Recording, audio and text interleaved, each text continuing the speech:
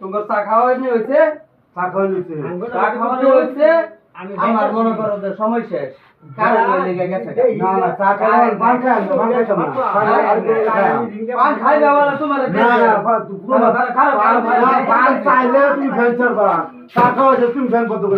ছেড়ে দিতেছি